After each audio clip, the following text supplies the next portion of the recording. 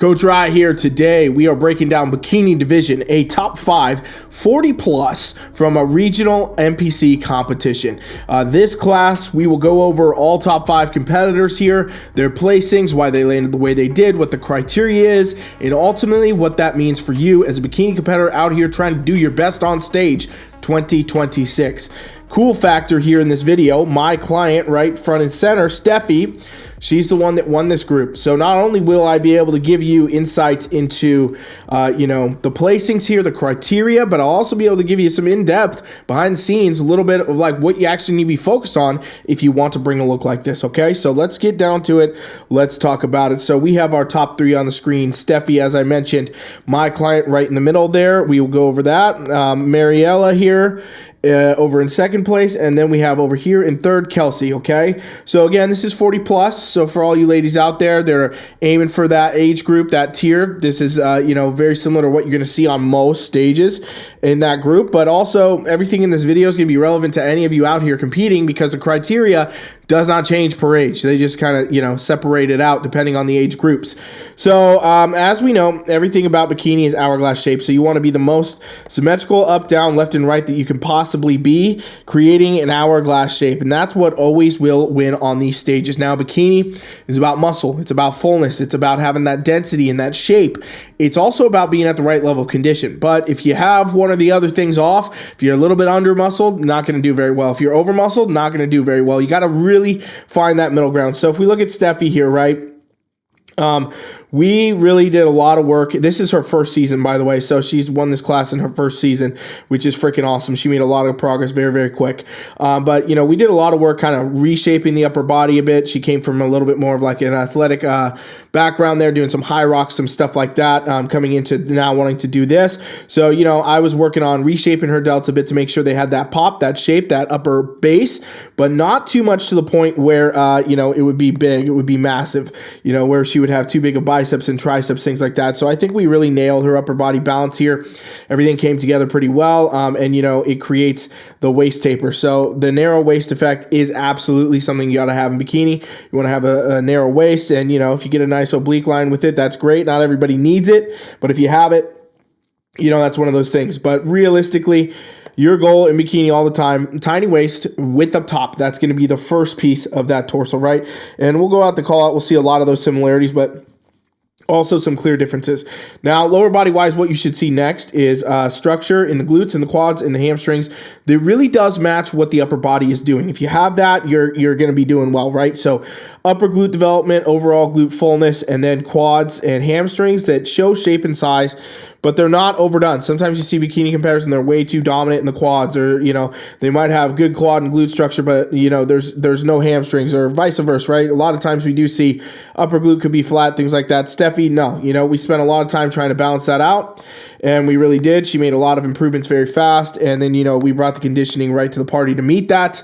That showcases very well. So Stephie, in this photo, based on this competition, right on the edge of being too lean, and I can tell you that, because I'm her coach.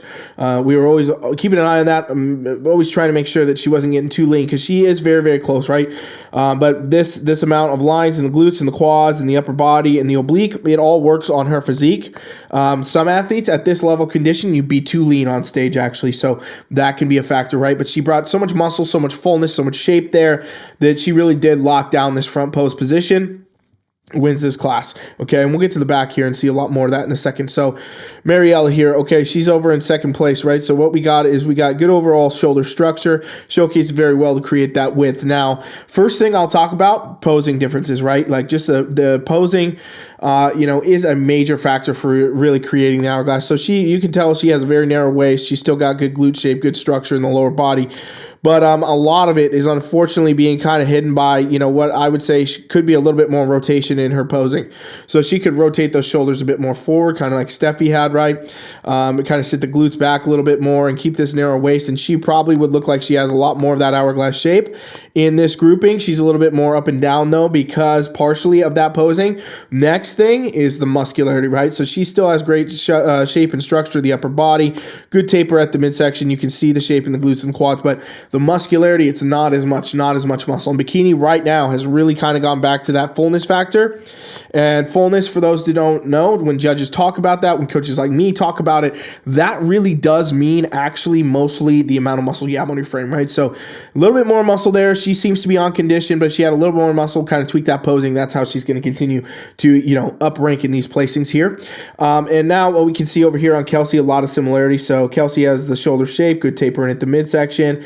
Lower body structure is all here. We're not getting as much from the glutes, so not as much shape there, not as much upper glute density. Really not as much coming through in the legs either overall, or even the upper body. So I would say she's a bit less muscular, and she also is a bit softer, right? We can see a little bit more, less of these lines in the obliques and the shoulders, the upper body, things like that. They kind of do showcase that realistically maybe a little bit under muscle, a little bit softer. So you start to see how the criteria really does start to exemplify itself, right? And before I jump to the back, let's talk about my free trial real quick, okay? Because this is something that I have that so many competitors have really changed the game with themselves. It takes you 2 seconds. Grab your phone, teamfflex.com, so a 7-day trial. You can train with me free for 7 days, okay? And I'll guide you one-on-one with your training, your nutrition, give you a physique assessment, give you an analysis, give you everything that you need right here. You can come do that. This is not something you want to miss out on. This is not something you want to take a chance on. And, it is one of those things where it can really shift your entire trajectory. Some people watch this channel, get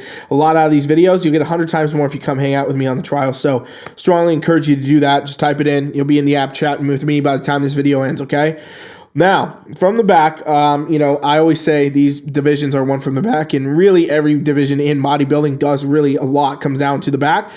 So here's where we can see some very clear differences in our top 3 here at this point, right? So Stephie, again, she's showcasing that good overall shoulder shape, which brings out the upper body width, good tapering at the midsection here.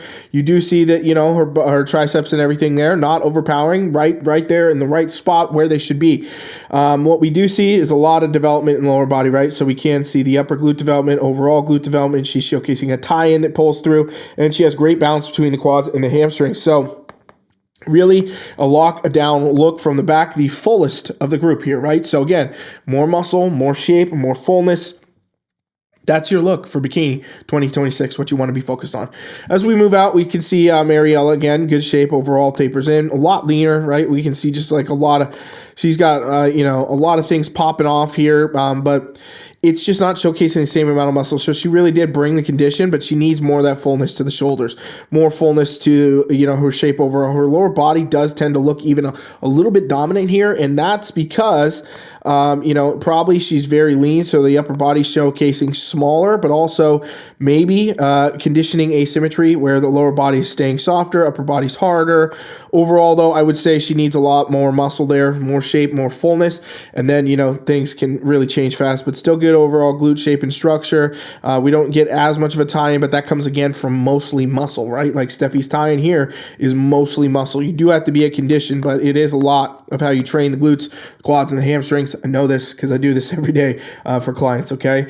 We look over here now at Kelsey. A lot of similarities there where we can see not as much muscle in the shoulders, not as much just working down in the lower body either. All the shape is there, all the structure is there, but the difference is, again, keep coming down to muscle. So bikini right now, fullness, that's really what we're seeing. That's really what needs to be paid attention to. A lot of bikini competitors 2026 are going to have a harder and harder time placing, because I know bikini, I know you love the shreds. I know you're all tracing the shreds all the time, but if you're not going to be bringing through the muscle, it's not going to help you on stage. I promise you, and I've seen it time and time again.